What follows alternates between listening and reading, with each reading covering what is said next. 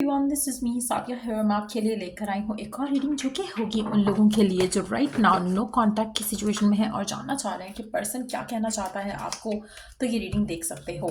इसमें हम उनकी करंट एनर्जीज, करंट फीलिंग्स नहीं देखेंगे, सिर्फ और सिर्फ उनके मैसेजेस देखेंगे। सो स्टिक अराउंड और जस्ट बी माइंडफुल कि ये एक जनरल रीडिंग है, सबके साथ मैच कर भी सकती है और नहीं भी। सो जो बातें, जो मैसेजेस मैच करते हैं उन मैसेजेस को पिक करो और बाकी सबको छोड़ दो।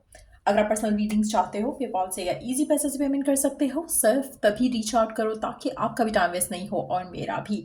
So let's dive into the reading और देखते हैं कि क्या कहना चाहता है आपका पर्सन राइट नाउ जो कि नो कॉन्टैक्ट में है। Let's find out. I am yours for ever and ever. आपका पर्सन कहना चाहता है कि वो आपका था, आपका है, आपका रहेगा। लेट्स सी कि और क्या कहना चाहता है आपका पर्सन आपसे करंट सिचुएशन में। You are the light at the end of my tunnel. उसको कहीं ना कहीं लगता है कि आप बहुत इंपॉर्टेंट हो उसकी ज़िंदगी में। उसको आपसे जो उम्मीदें जुड़ी हैं वो किसी और से नहीं है। सो गिवन सर्कमस्टांसिस में जब आप दोनों नो कॉन्टैक्ट में हो, ये पर्सन आपके बारे में स्टिल बहुत पॉजिटिवली सोचता है।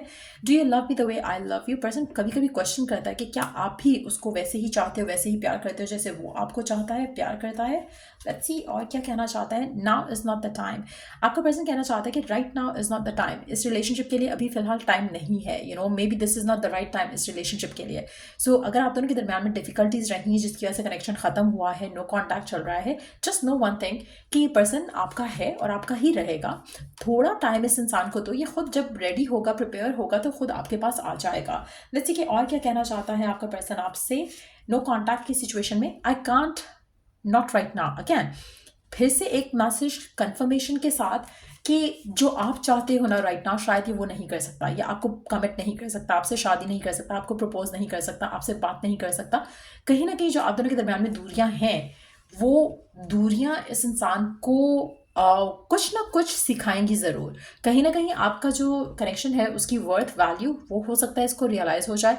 कहीं ना कहीं आप दोनों के फाइट और आर्ग्यूमेंट्स जो होते थे बहुत ज़्यादा, शायद वो इस इंसान को रियलाइज़ कराए कि आपका ना होना जो है इसको कितना बॉदर कर रहा है। तो कहीं ना कहीं जब भी आप इस इंसान के बारे में सोचो, जब इस रिलेशनशिप के लिए दुआ करो, तो ये डेफिनेटली कहो या अफर्म करो कि जो आप दोनों के दरमियान में दूरियां हैं, ये दूरियां इस इंसान को आपके और करीब लेकर आए और आपके पास कमिटमेंट के साथ लेकर आए। खाली ये विश नहीं करो कि रिकन्सिलिएशन हो जाए या पर्सन रीच आउट कर दे। ये विश करो, ये डिज़ायर करो, ये अफर्म करो कि जो आप अल्टीमेट चाहते हो ना इस रिलेशनशिप के आउटकम से, वो भी हो जाए। सो लेट्स सी कि और क्या कहना चाहता है आपका पर्सन नो कॉन्टैक्ट में। Can you hear me whisper your name. अगर आपको कभी कभी अपना नाम सुनाई देता है, जैसे कोई आपका नाम ले रहा है हल्की सी आवाज़ में विस्पर के जैसे, तो मुझे लगता है कि ये पर्सन की तरफ से कंफर्मेशन है कि अगर ऐसा होता है ना तो ये पर्सन आपको बहुत ज़्यादा दिल से याद कर रहा होता है। तब आपको ऐसी आवाज़ आती होगी या आपको लगता होगा जैसे आपको ये बुला रहा है। आप में से कुछ लोगों के लिए एक चीज़ मैं यहाँ पे, मतलब एक्चुअली वो हर किसी के लिए ही है, लेकिन अगर आप नहीं अंडरस्टैंड करते इन चीज़ों को तो शायद आपको समझ नहीं आएगा। लेकिन जो लोग मैनिफेस्टेशन को जानते हैं, जो कि लॉ ऑफ अट्रैक्शन को जानते हैं, लॉ ऑफ अजम्पशन को जानते हैं, उनको पता होगा कि अगर आप मेंटल कन्वर्सेशन करना शुरू करोगे ना पर्सन के साथ, जो आप लोगों के अच्छे टाइम्स गुजरे थे उनको सोचना शुरू करोगे और बहुत ज़्यादा शिद्दत के साथ सोचोगे जैसे कि आप रीलिव कर रहे हो वो मोमेंट्स, तो ये पर्सन और आपका रिकन्सिलिएशन के जो चांसेस हैं वो जल्दी हो जाएंगे। आपका रिकन्सिलिएशन जल्दी हो जाएगा, आपका पैचअप जल्दी हो जाएगा, पर्सन की तरफ से एक्चुअल मैसेज जल्दी आ जाएगा। वो मैसेजेस जो आपके पर्सन आपको करते थे और आप फ़ौरन रिप्लाई करते थे और वो फ़ौरन रिप्लाई करते थे, उन मैसेजेस के बारे में सोचो, उन टाइम्स के बारे में सोचो जब सब कुछ आप दोनों के दरमियान में परफेक्ट था। तो ये चीज़ें आप जल्द मैनिफेस्ट कर सकोगे, स्पेशली नोइंग दैट कि पर्सन भी आपके बारे में सोच रहा है, लेकिन समहाउ करंट जो सर्कमस्टांसेस हैं उसमें ब्लॉकेजेस हैं इस रिलेशनशिप को लेकर, और ये पर्सन अभी आपको कुछ कमिट नहीं कर सकता और शायद इसीलिए अभी तक उसने आपको अप्रोच नहीं किया या अभी तक उसने आपको रीच आउट नहीं किया। लेट्स सी कि और क्या कहना चाहता है आपका पर्सन आपसे। You are mind for ever and ever. बार बार एक ही चीज़, बार बार एक ही मैसेज। उसको बस इतना पता है कि आप उसके हो और वो आपका, और ये जो रिलेशनशिप है ये बहुत स्ट्रांग है और वो इस रिलेशनशिप को स्ट्रांगली आगे लेकर जाना चाहेगा। लेकिन अभी इसको शायद कुछ मल्टीपल रीजंस हो सकते हैं जिसकी वजह से ये पर्सन फिलहाल आपको कमिट नहीं कर सकता है। फिलहाल ये शायद अपनी फैमिली के सामने आपके लिए स्टैंड नहीं ले सकता है, लेकिन ये चाहेगा कि आप इसका इंतजार करो, आप इसका वेट करो, बजाय इसके कि आप ये सोचो कि आप मूव ऑन कर लो। क्योंकि कहीं ना कहीं जो इस इंसान के लिए जो इसके दिल में जो एक वो है, क्या बोलते हैं, एक सेंस ऑफ बिलोंगिंग जो है आपको लेकर, वो काफ़ी स्ट्रांग है और वो चाहेगा कि जो सेंस ऑफ बिलोंगिंग वो आपके लिए फील कर रहा है आप भी उसके लिए फील करो और जान लो कि आप दोनों एक दूसरे के हो। और जस्ट नो कि पर्सन जो है जब टाइम सही हो जाएगा, इसके लिए फेवरेबल हो जाएगा, तो ये आपकी तरफ एक्शन ज़रूर लेगा। सो ये है मैसेजेस आपके पर्सन की तरफ से। अब देखते हैं कि गिवन सर्कमस्टांसिस में आपको क्या करना चाहिए, किस तरह से इस सिचुएशन को हैंडल करना चाहिए। आपके लिए ओरेकल गाइडेंस क्या है इस करंट सिचुएशन में रहते हुए, आपको क्या करना चाहिए, आपको इस पूरी सिचुएशन में रहते हुए किस तरह से हैंडल करना है आपको सिचुएशन को। Let's find out. Oracle guidance के साथ देख लेते हैं।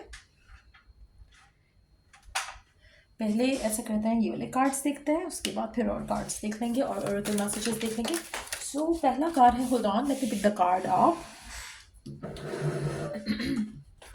वाओ, सेलिब्रेशन का कार्ड है, hold on, let me pick it up. Okay, get ready to let your hair down and celebrate. It's time to go out, dance and play. An invitation will be or could be on the way. आप में से कुछ लोगों के लिए मुझे लगता है, अगेन जैसे मैंने आपको पहले कहा, जो आप चाहते हो ना इस करंट सिचुएशन में, उस सिचुएशन को लेकर, रिकन्सिलिएशन को लेकर, नो कॉन्टैक्ट को लेकर अपसेट नहीं होना है। कोशिश करो कि जितना ज़्यादा आप अपनी ज़िंदगी में राइट नाउ फन को इनकॉर्पोरेट कर सकते हो, इन्जॉय कर सकते हो अपनी लाइफ को, उतना ज़्यादा इन्जॉय करो। कोई अगर इवेंट आता है, कोई कोई सेलिब्रेशन होती है, उसका पार्ट बनो।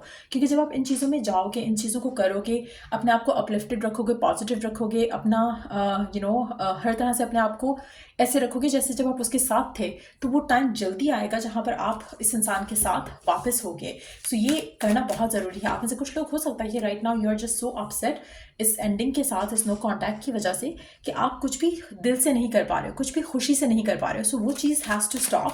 और जब आप ये चेंज लेकर आओगे खुद के लिए, जैसे अगर आपको मैं कहूँ कि आपकी रिकन्सिलिएशन हो गई आपके पर्सन के साथ, तो क्या चेंजेस है जो आप अपनी ज़िंदगी में फ़ौरन लेकर आ जाओगे। सो वो चेंजेस ऑलरेडी लेकर आ जाओ, एज इफ कि जैसे पैचअप हो चुका है। So again, law of attraction, law of assumption, उससे आपकी लाइफ में जल्दी स्पीडीली आप चेंजेस देखोगे जो आप चाहते हो।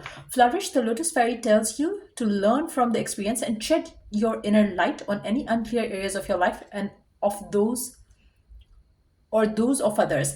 आप में से काफ़ी सारे लोगों को मुझे लगता है कि अपने आप को एक तो माइंडसेट को पॉजिटिवली लेकर चलने की ज़रूरत है, और कोशिश करो कि हर चीज़ को नेगेटिव पर्सपेक्टिव से नहीं देखो, हर चीज़ को पॉजिटिव लाइट से देखो, ताकि आप हर चीज़ के अंदर कुछ ना कुछ पॉजिटिव ढूंढने की कोशिश करो। जब आप ये सब करोगे तो आपके लिए सिचुएशंस, रास्ते खुद ब खुद खुलना शुरू हो जाएंगे। आप में से मेजॉरिटी लोगों के लिए बहुत ज़रूरी है ये राइट नाउ करना, कि आप अपने जो आपका एक्सपीरियंस रहा है उससे लर्न करो, और जो अब आप करंट सिचुएशन में रहते हुए कर सकते हो उसके ऊपर काम करो। सो अपने आप को जितना लाइट हार्टेड पॉजिटिव रखोगे, अपने आप के ऊपर काम करोगे, अपने आप को बेटर पर्सन बनाने की कोशिश करोगे। एंड मैं ये नहीं कह रही कि आप अच्छे इंसान नहीं हो, better person in the way कि जहाँ पर आप पॉजिटिव माइंडसेट को इनकॉर्पोरेट करो, इस तरह के पॉजिटिव चेंजेस लेकर आओ, उतना जल्दी आपके लिए आपका पर्सन और उसके साथ जो रिकन्सिलिएशन है वो हो जाएगी विद कमिटमेंट, जैसा आप चाहते हो।